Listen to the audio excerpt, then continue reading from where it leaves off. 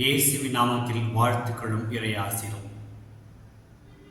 இன்று மே மாதம் 25ஆம் தேதி 2025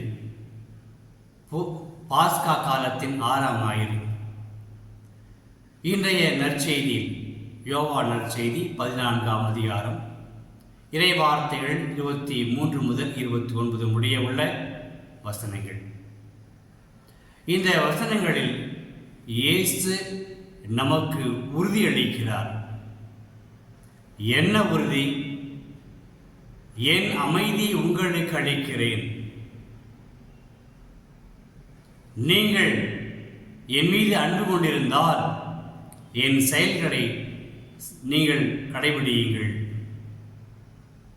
அந்த அன்பை நீங்கள் வெளிப்படுத்துங்கள். அவ்வாறு என் மீது அன்பு கொண்டு நான் சொல்லுகிற கட்டளைகளெல்லாம் கடைபிடித்து அதை வாழ்ந்து பிறரோடு வாழ்ந்து அதை கடைபிடிக்கிற பொழுது நானும் தந்தையாகிய கடவுளும் உம்மிடம் வந்து குடிகொள்வோம், உங்களோடு வாழ்ந்து வருவோம், உங்களை வழிநடத்துவோம், உங்களுக்கு ஞானத்தை கொடுப்போம், உங்களுக்கு தெளிவு வாழ்க்கை கொடுப்போம் என்று இயேசு உறுதியளிக்கிறார். மனித வாழ்வை புரிந்து அதை வாழ்ந்து வந்த அந்த இயேசு இன்பங்களையும் துன்பங்களையும் தோல்விகளையும் வெற்றிகளையும் வாழ்வின் ஏற்றங்களையும் இறக்கங்களையெல்லாம் அனுபவித்த இயேசு ஆண்டவர் இந்த உலகை விட்டு செல்வதற்கு முன்பே தன்னுடைய சீடர்களுக்கு உறுதியளிக்கிறார். மீண்டும் இறைவார்த்தை சொல்கிறது, உள்ளம் கலங்க வேண்டாம். அற்புதமான வார்த்தைகள் நண்பர்களே. இந்த வார்த்தைக்கு ஏங்காத மனித உள்ளங்களே இல்லை.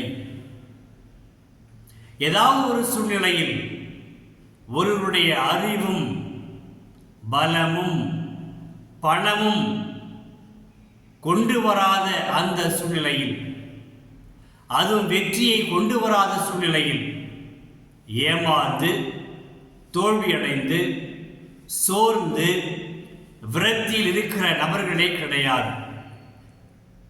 ஆக அந்த நபர்களுக்கெல்லாம் இயேசு சொல்லுகிற வார்த்தைகள், உள்ளம் கலங்க வேண்டாம். இந்த உள்ளம் கலங்கிய நிலையில்தான் இன்று மானிட குலம் பல்வேறு நபர்களையும் பொருட்களையும் அலங்காரங்களையும் தேடி ஓடிக்கொண்டிருக்கிறது. எங்காவது அமைதி கிடைக்கும், மன நிம்மதி கிடைக்கும், மகிழ்ச்சி கிடைக்கும் என்றெல்லாம் ஏங்கி தவித்து இன்றைய இளைஞர்கள் மட்டுமல்ல பெரியவர்களிடம் ஓடிக்கொண்டிருக்கிறார்கள். அவ்வாறு ஓடுகின்ற பொழுது அவர்கள் பல்வேறுபட்ட மனிதர்களை சந்திக்கிறார்கள். எங்காவது கிடைக்காதா இந்த அமைதி, உண்மையான மகிழ்ச்சி என்று ஏங்குகிற பொழுது இவருடைய தேவையை அறிந்து கொண்டு இப்படிப்பட்டவர்களை ஏமாற்றுவதற்கென்றே பெரிய கூட்டம் இருக்கிறது. என்னாகிறது? இவ்வாறு இயங்குகின்றவர்கள் ஓடுகின்றவர்கள் அங்கே போய் சிக்கி தவிக்கிறார்கள், மாட்டிக்கொள்கிறார்கள். எந்த மனிதராலும் எந்த நவீனத்தாலும் எந்த தொழில்நுட்பத்தாலும் கொடுக்க முடியாத அமைதியை இயேசு கொடுக்கிறார். இயேசு கொடுக்கிற அமைதி அவருடைய அமைதி. இந்த உலகில் வாழ்கின்ற பொழுது தூய ஆவியால் ஆட்கொள்ளப்பட்டு அவர் நடந்தார், பணிபுரிந்தார், இறையாட்சி அறிவித்தார், அற்புதங்களை செய்தார். அந்த அமைதியை இயேசு உங்களுக்கும் எனக்கும் கொடுக்கிறார். அற்புதமான கொடை அன்பர்களே. எல்லாம் அழிந்து போய்விடும். மனிதர்களை நாம் நம்பி ஏமாந்து விடலாம். இயேசு ஒருபோதும் ஏமாற்ற மாட்டார். இயேசு ஒருபோதும் கைவிட மாட்டார். அவர் நமக்கு வேண்டிய மன நிம்மதியை, மன அமைதியை கொடுக்கக்கூடிய கடவுள்.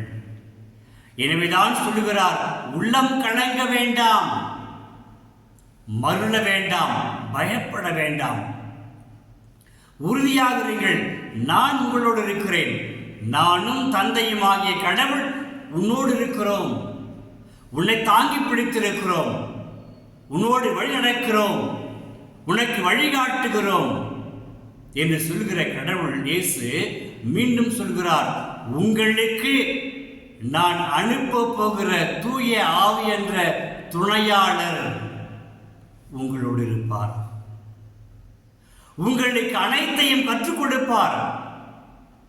நீங்கள் உலகில் இருக்கிறவர்கள், வாழ்கிறவர்கள், நன்கு படித்தவர்கள், கற்றவர்கள், அறிஞர்கள், சார்ந்தவர்கள் இருந்தாலும் உங்களுக்கும் தேவைப்படுகிறது. அந்த தேவையிலெல்லாம் தூய ஆவியானவர், நான் கொடுக்க போகிற, நான் அனுப்ப போகிற தூய ஆவியானவர் உங்களோடு இருப்பார், உங்களோடு குடிகொண்டிருப்பார், உங்கள் உள்ளத்தில் இருப்பார், உங்கள் செயலில் இருப்பார். அவர் உங்களுக்கு கற்பிப்பார். என்ன கற்பிப்பார்? நாம் தடுமாறுகிற பொழுது, கலங்கி தவிக்கிற பொழுது, வாழ்க்கையே மங்களாக இருக்கிற பொழுது, விடியிலே இல்லை என்று இயங்குகிற பொழுது அவர் உங்களுக்கு கற்றுக் கொடுப்பார். என்ன பேச வேண்டும், என்ன செய்ய வேண்டும், என்ன முடிவெடுக்க வேண்டும், எப்போது முடிவெடுக்க வேண்டும், எப்படிப்பட்ட முடிவெடுக்க வேண்டும் என்றெல்லாம் தூய ஆவியானவர் உங்களுக்கு கற்றுக் கொடுப்பார். ஒரு முறை கற்றுக் கொடுத்து உங்களை விட்டுவிட மாட்டார், உங்களுக்கு நினைவூட்டுவார். ஆக தூய ஆவியானவர் உங்களோடு வாழ்ந்து கொண்டு உங்களுக்கு, உங்கள் கூட பயணித்து, அது மட்டுமல்ல உங்களுக்கு கற்பித்துக் கொண்டே இருப்பார். ஆக தூய ஆவியாரின் கற்பித்தலும் நினைவூட்டலும் நம்மை வாழ வைக்கும் என்று இயேசு உறுதியளிக்கிறார். எனவேதான் சொல்கிறார், உள்ளம் கலங்கவே வேண்டாம், உறுதியாக இருங்கள், நம்பிக்கையாக இருங்கள், நீங்கள் கடவுளின் பிள்ளைகள். நீங்கள் தடுமாறாமல் இருக்க நானும் தந்தையும் உங்களை தாங்கி பிடித்திருக்கிறோம் என்றால், உங்களையெல்லாம் என் உள்ளம் கைகளில் பொறித்து வைத்திருக்கிறேன். இதை விட வேற என்ன வேண்டும் நமக்கு நண்பர்களே? நாம் ஒவ்வொரு நாளும் வாழ்க்கை போராட்டத்தில் போராடி கொண்டிருக்கிறோம், எதிர்நீச்சல் போட்டுக் கொண்டிருக்கிறோம், வெற்றி நோக்கி பயணித்துக் கொண்டிருக்கிறோம். பல நேரங்களில் நாம் தோல்வியை சந்திக்கிறோம், துவண்டு போகிறோம், களைத்து போகிறோம், நம்பிக்கையற்று போகிறோம். உங்களுக்கு கற்பித்தலும் நினைவூட்டலுமாக கொடுத்து உங்களை உறுதிப்படுத்துகிறேன். எனவே நாம் ஆண்டவருடன் ஜெபிப்போம். அன்பு நிறைந்த தந்தையே, உம்மை போற்றுகிறோம், வாழ்த்துகிறோம், ஆராதிக்கிறோம். எங்களுக்கு தேவையான தூய ஆவியாரை கொடுத்து, உங்கள் அமைதியை கொடுத்து, எங்களுக்கு நாளும் கற்பித்து நினைவூட்டி, நீங்கள் அளிக்கின்ற உறுதி ஏற்றுக்கொண்டு உள்ளம் கலங்காமல் உம்மை நம்பி வாழக்கூடிய மன தெளிவையும் வாழ்வையும் எங்களுக்கு தந்தருளும். இவற்றை உம்மகன் இயேசு கிறிஸ்து வழியாக ஜெபிக்கிறோம் தந்தையே. ஆமேன், ஆமேன். இறைவார்த்தை விதையாக உன் இதயத்தில் விதைக்க